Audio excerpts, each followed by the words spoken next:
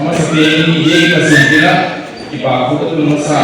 ikibang hoi le man pa ibu zin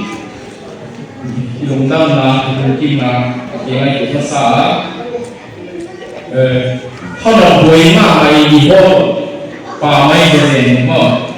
ilaga asal ten man patagin sang teule aki je sang hinung kitang na rayo ami tam ji apa bilang bani rono punya yang kai tong ini pak tong pije ya tapi tong nampai den bola ama laina ami hei ten leadership quality ane nau khat di tatia tuli cerita na dia sangai IP student organization ke ya ni tam nam teli ke ne ani ba program student organization kami topi lah ajar being ahidin wrong tu di jawa timurnya akan den boke Cina hilang ati bola ahidin bang kadani iki bayo ngateu zakti hilang om he muau he jinga lampai le mau dipaku kagena tu na topik bang tu na ya kun sila ini ho iso ngenge mi tam de dong phuong mi den manipura ka ai nya da mapat sitami donie je kukie je kuki do je au do ti da leo alun si ho a ye je mo ka thang kha ma ko te ye si mo ni bagay ni na alo singa na pang sen ni langkai apa nak naupun bening bohen, atau bening bohen, tu nanti mungkin bening iman solo, isin future assistant professor mungkin bening, bena semua mungkin bening UPSC dorong mungkin bening, ayah mi tamjan nomi sakara, anak sakara ni apa sakara punya punya yang amor masuk ini no, apa kung yang mana, akademi nak yang lain, di mana dia nak pilih ke yang araf pencung final copy kan itu, ke apa kuliah ini pilih kena sanggam tahu break itu akademi ini, kozela dia sah pun koi pun dipilih cah, dia mana ICT ini boleh tahu itu topik ini financial wisdom sumber payah mati na, bagaimana sumber payah zat na pina kita ini tidak sumber payah kita boleh mati ko, kita ini orang pengen tidak problem ya boleh nanti tidak ada yang payah ini, bagaimana ini kita boleh nanti tidak orang lagi boleh number one. Saving di lo hay lo. Point number 2. Bang save di mining. Bang scheme ay bang plan bang polisi save ay investing at lo. Bang investing kung paano kung di mo kung somna mo at lo. Alo boy risk o ay risk. Kalau anda ay future ko siya boy na pansin. Safety uno, asli ini sistem apa yang dikira? Apa yang dikira teori awal itu, amam itu asli itu, tu problem solving yang sampai. Amamnya solution payah lagi, solution orang yang subjek kita, money management, sumber dan siang apa problem yang baik. Ada banyak yang anu yang lebih know the sources sunnah muna peke na sunnah dipakai na kuilang pa na sunnah model a source lagi anina know the application Java office application isete logo sunnah ini na ini application know the application sunnah na peke anu na pe apo na ko ke number 2 na control the application anu na pe na control ke lo ne ja apo na pe na control something apo ani na direct the application ya apo pe na control so ni apa yang di no pa hi lai na sun pe na pa na di no hi lo cha ma ba ma ni na ko na ni na thi na yo budgeting is tell your money where to go to pen budgeting English and active your present India la budget ki bo modi jong budget bo sita naman ai dia tax saya sumpo lagi to alu lagi lai abana atau if possible increase the sources ahi kele summa lagi lampi bol be na say na men call center hai ai private bila sum government sum khate na tempat mulai ni tanpa kalau ini sih di solo akiba be ya ni namu be lagi nangai to le asia na mo ni aya ero ni be ni ai cha ati lo ram bi dai ko na ahi dan di lo ta sumu na ni nangai to le di to dan di ta sumu na ni government akam ati ke ya da to na uno isumu na atamahi mo hin ai abang ini why bangsa lah yang solution kita itu ingat asyik kita asyik kita sumpen limited arti namun tidak tahu pada mana boleh paparan boleh ini mana boleh kau mana boleh namun alihkan lebih arti wanya asal na ini melodi sampai namun Sama anda sakita ke jadi umur, nau mana sakti, kuat ni namai nak sama anda sakti, no, apa? So jika limited money have unlimited applications, if uncontrolled and not directed towards achievable goals, it may lead you to dead trap. But kohura isondu here. Nasunzak na kontrol kaya direction di nabigay kaya LA may sumilo ngayon yung isa siya nga dua kinumay sumilo ngayon isang si Demes na loan ko iye nga yung phone later amo ngayon isang phone kote ba't ko kulang iusin aba na source ko mani source ko mani phone at iko'y hindi pa lang bilang sama na financing ako sa dia. Number 1 salary, law something si tingin at ang kandela niya.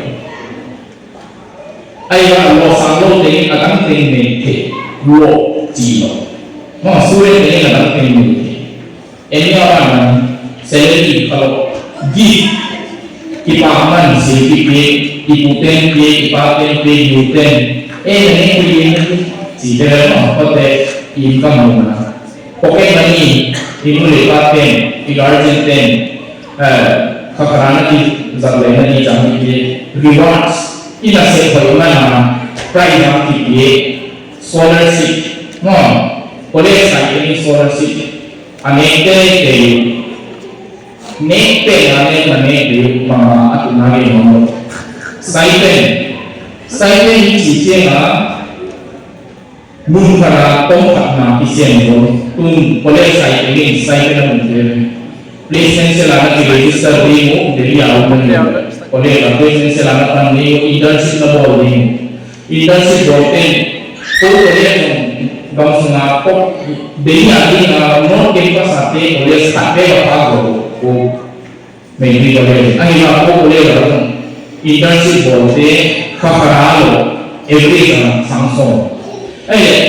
first year nakai internship ke join kaparin Samsung boleh ina maparang ikate naglasang lanas saya Samsung na mungkin college PhD chetan so pe na din รู้เลยว่าที่เราบอกนั่นนักฟ้อนเลยที่เรานั่นนี่เราเลยคุณรู้จักไอคอนเล็กเส้นตรงนั้นเลยคุณมาแล้วคาเลซีนี่นักฟ้อนเลยคุณมาแล้วคุณมาไอคอนแล้วคุณมามันไหนยังไงเอาเลยนะเนาะว่าจะเองเนี่ยถ้าอันนั้นสิ่งที่เราเองเนี่ยDevi Samtani Singora, no empasa polesa umpeu ko polesa hoigo, plesen la muje ho sin akomoni ki bangni, ko polesa la ko ho la ho ki na song kun na ki ho. Para ena practice every day. Omehin lai sin no empasa unde banze la plesen se long na kun na ki kha ho le. Lesson na register ki afisa kare kala le ini recruitment silai taru pai den awona graduation option government khanga de so private and ve ko aku fresh no aku details na ko center abu dena sanglapan ai advice ke endong sang thei no bidi na je waso anon akan Ojega para kitchen daga college kai su kai ke ni government hamna de lo college ka apna kisami private apni na chile college ka para offer letter graduation ka bona mujhe lo offer letter ki to a certificate munai wa sai suma lo pichi baga ham phana ki tak thei ke ba asa tam si lo Saya dia punya tahu apa ada income ipa ni ko pa para sumbu interest dia sum ki ko interest ni hitu bo ke no ai na interest ane ko de na ko mutual na ko pa para invest na de le na sum pi mang no mi na de ke ami ko ni risk sampe ni ka sum invest ko Abana investment income sumide sabore investment bol pe asun yen para return na location ka ne investment income ai business and professional income ti saya na se kuma nan ni na bol ke le mai bol ti te na ko pe business and economic para sum ka na to business income ta ai labor and wages source of money. He take a source of money from account. To some account zero. Zero is a foreign and cut the data of foreign. To the submission of way. Our application number source data application Sundan household expenses and rent. In Bangladesh, in Sumatra, unmandi, womendy, appointment and household expense, medical, damo, gane, tipo kagle, pasum tipai, being kind of some tipai, follow missionary, for akara, some dipye, siang education, now test to kind of let's kind of some dipye, traveling, varienas, being kind of some dipye, Bahara. Society namin ibigay ang pena sumipetente milen mapipetente kumapio no apana ideas naked ideas sumapio walo ideas and outside home kuni an konpe hoite adila mengapang wal sumbo kuni an konpe hoite biryani kuni an si penu pakat sunga bisole mala pasal kuni an di hono aci lai le bisole ni lan no dece ka tulisan ni apa tobeku sikar kai ni cigarette cigarette tobeku apa ini dia sumpai no asal apa su alcohol su coba bir cigarette any alcoholic product no wine jangan complete awal alcohol complete no to be iha kalau su jangan apa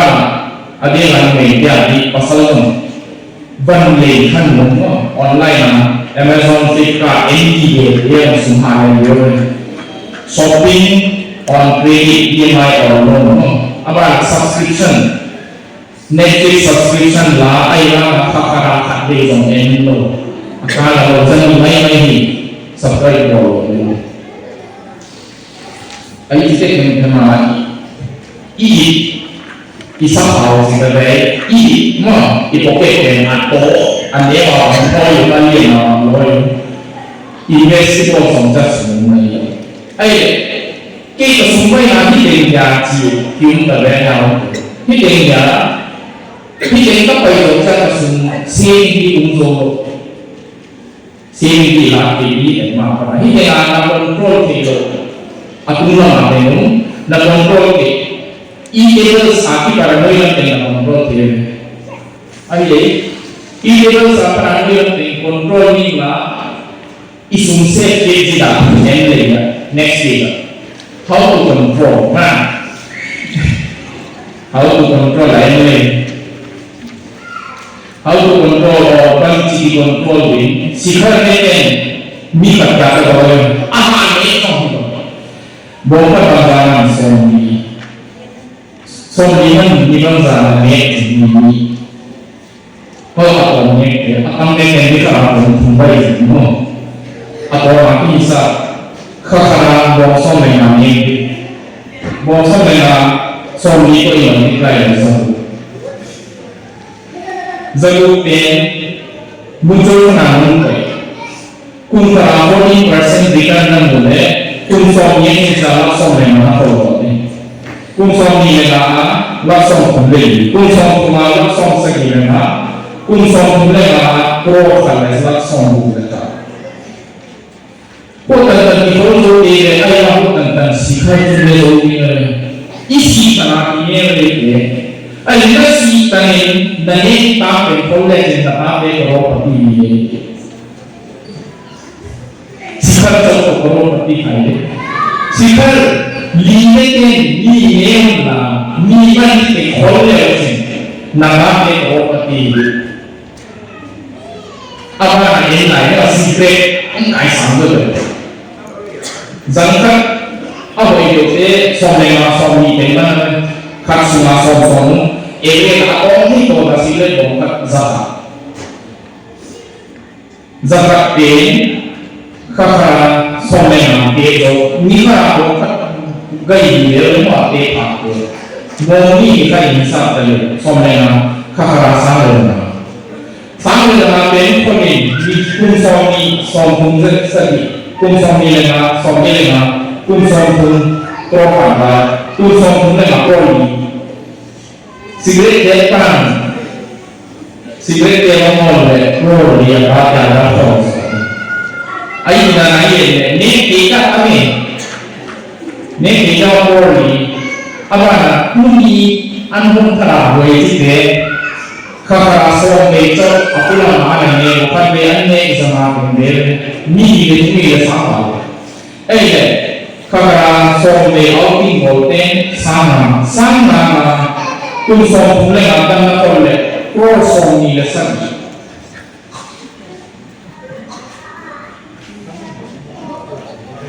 อะโปรนี่เลยนะเนี่ยนั่งบนศาลนี่ตามุ่งจีเลยแค่ยังสักทีเดียวพอสิ่งที่เป็นในบ้านเราตัวเดียวนั่งนักไต่กันสักเท่าไหร่อัตตาดีเองที่ตัดสองเลยก็อัตตาดีเองเม็ดโซเลเม็ดเกี่ยวกับพวกองค์รวมapa ini ya tun ya bukan lagi ya senjata kontrol di dan kekerasan soal zaman Samsung zaman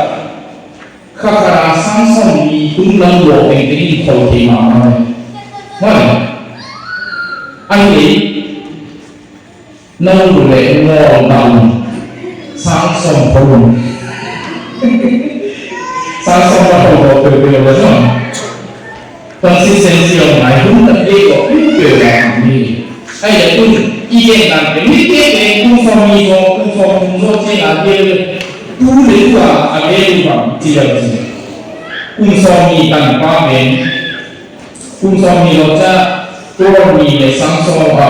ลักษณะนี้เลยเป็นตัวผู้นำเป็นลักษณะสกิลสกิลพอดีไอ้ที่สุนทรภูมิเนี่ยอีเดียผู้เกี่ยวกับเรื่องโลกไอ้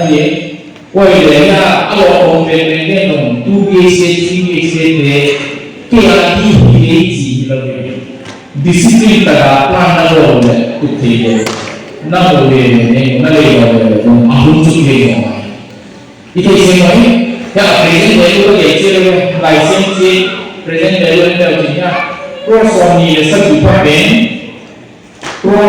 सुनले सोनाले ni तू आपको सुनने ने इन से पेन मुझसे आई इंटरेस्ट नहीं होने वाला है तू आपको सुनले लग सोनाले पेन तू सुनले आसो चैनल नहीं ना से जोनो apa yang online kadang-kadang dia tu negeri nak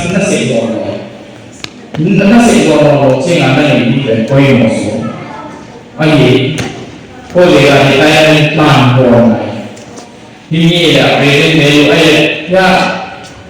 problem tu negeri gaya no pilih business model asumsi yang kita di anoya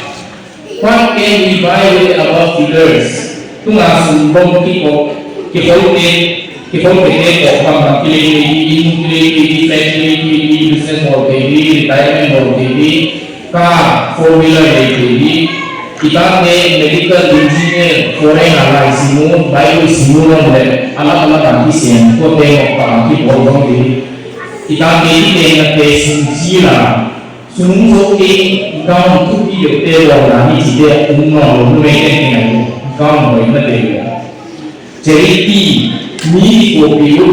dengan orang wajib dalam dia jadi dia mana filosofi tu ayah pun tak dia pun ini harus kapan boleh ama extension paling ni dia no amdo de ana ko kiti ipe age na ama ko na salo ni no sati ay ko no sanaya na sa pe na sama ben thi sim ko mas la de den ki thi sim no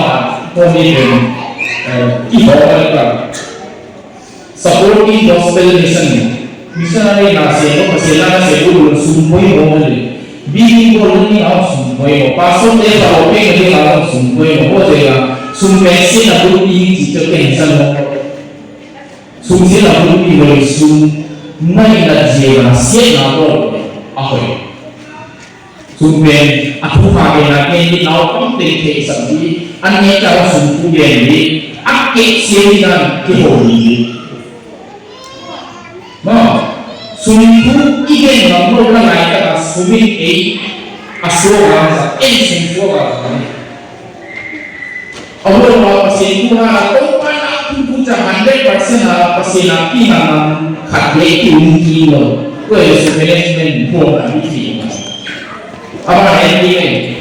civil investment board siapa bang instrument or plan policy scheme board pare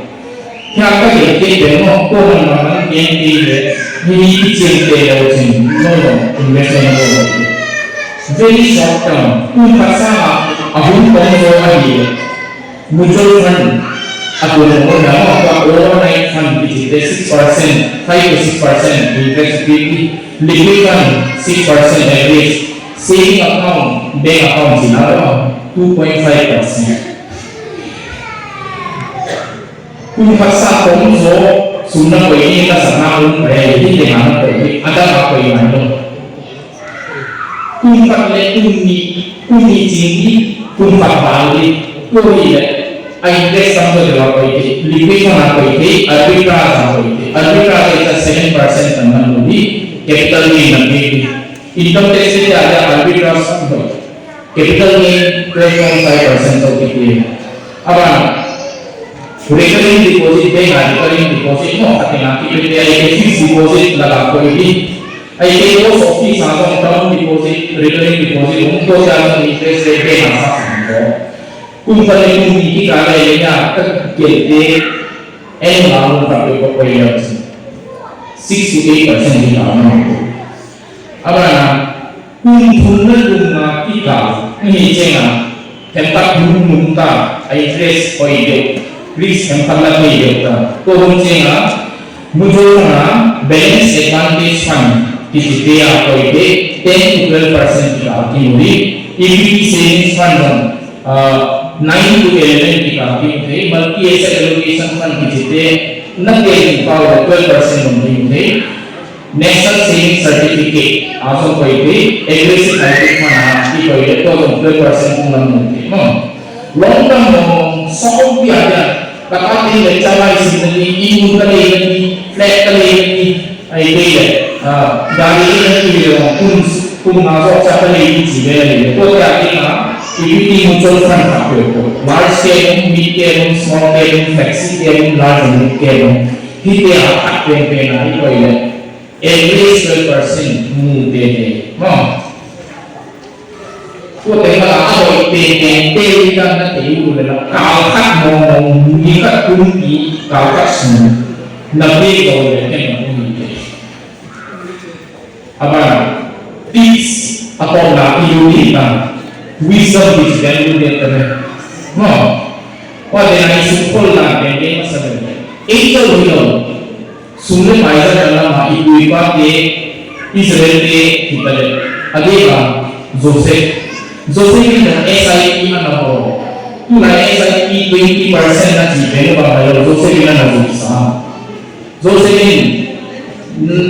nalu hobi se aso se na jipen 20% se jina. 1/5 20%. Ada nasumu sa 20% ko ikiye lejin. Joseph ini kumsa ni soa kumsa yang ni yang nada semua lejin. Nada semua ni. Ini semua orang boleh lejin ni. Example saya bangsa. No, tun apa nasi semua apa yang orang terima mungkin. Pay yourself first. Ama sampai dengan kita. Kalau orang ama ko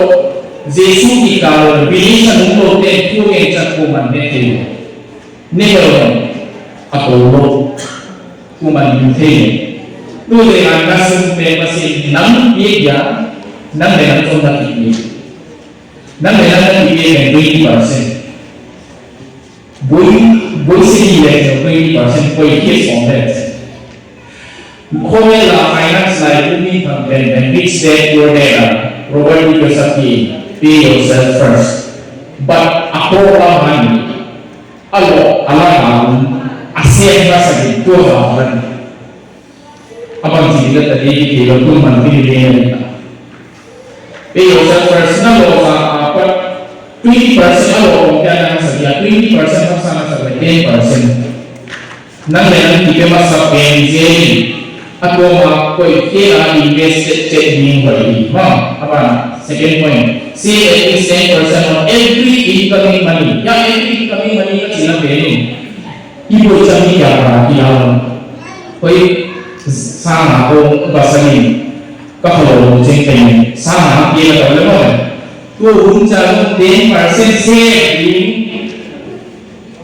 Every incoming money 10% na save ni.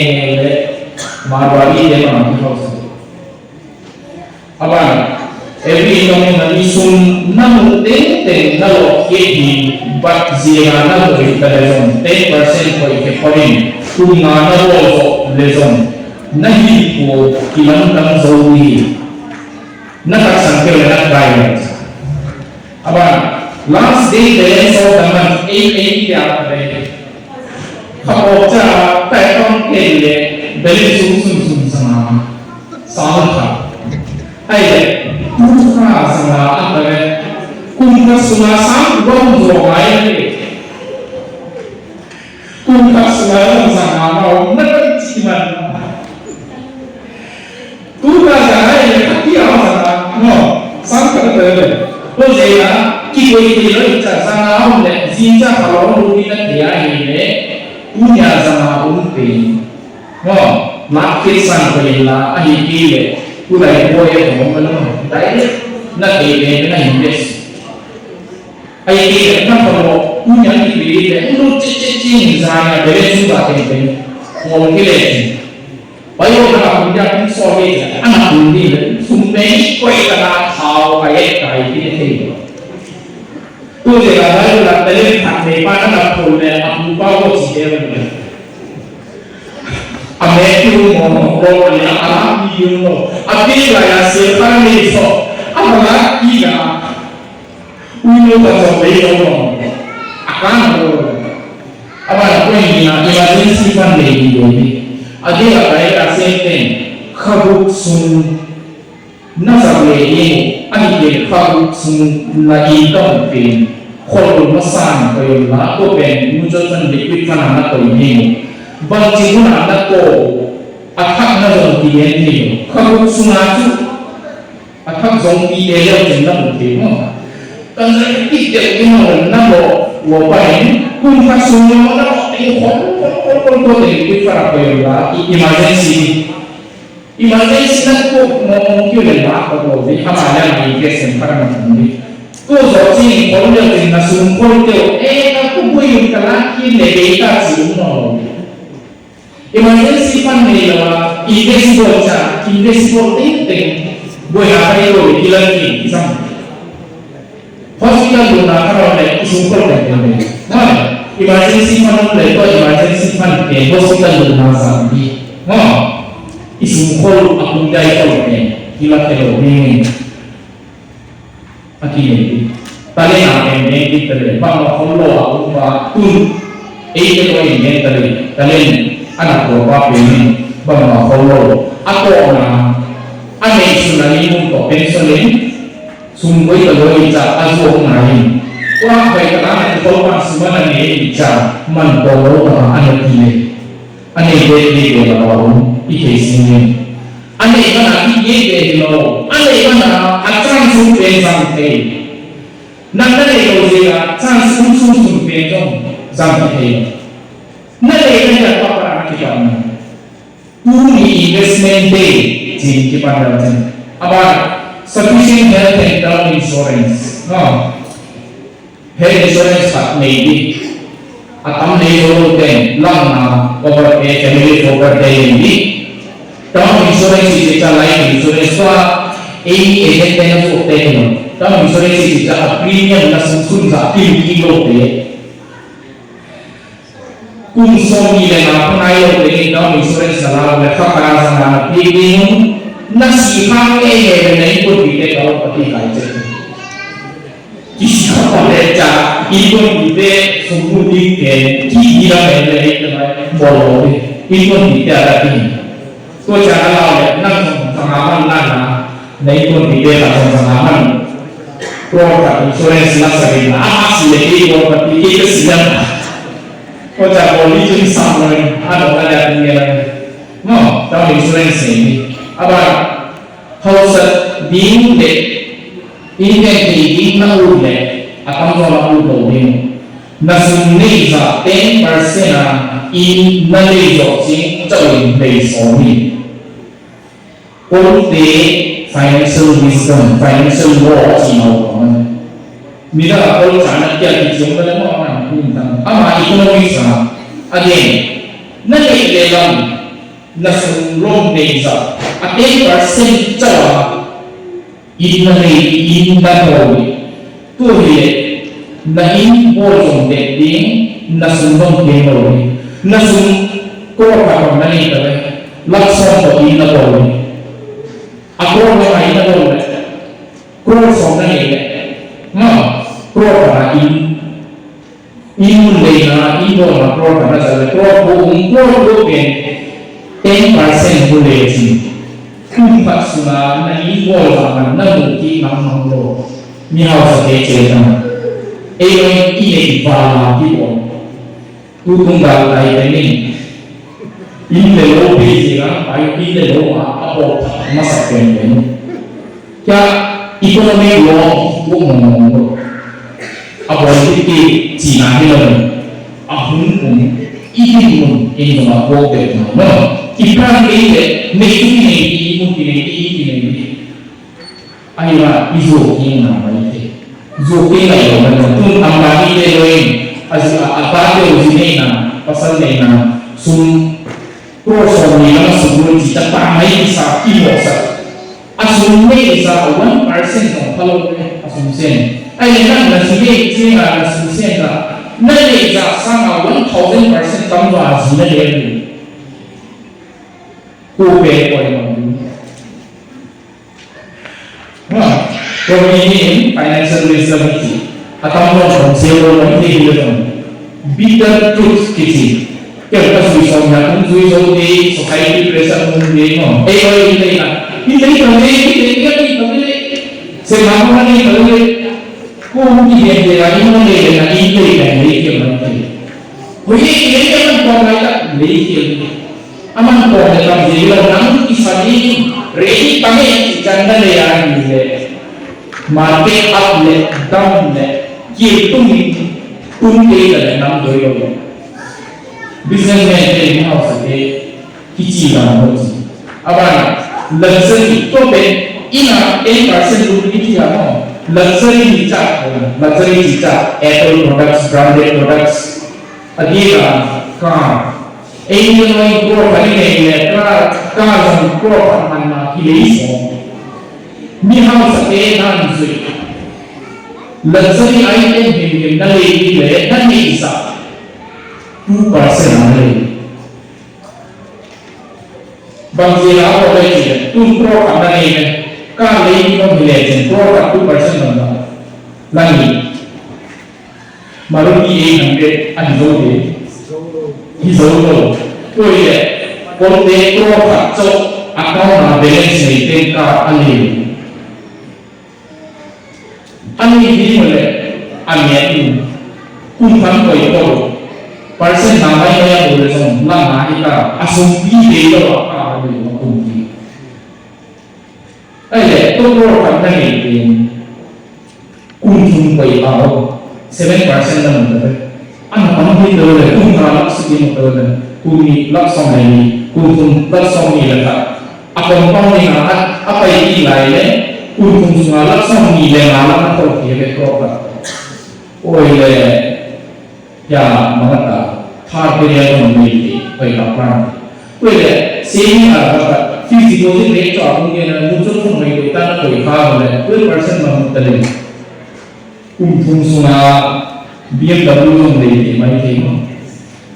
Ini dia financial wisdom itu. Apa mesti bawa samping nanti le, boleh pasti kita. Jadi dia ini mungkin jadi dibagi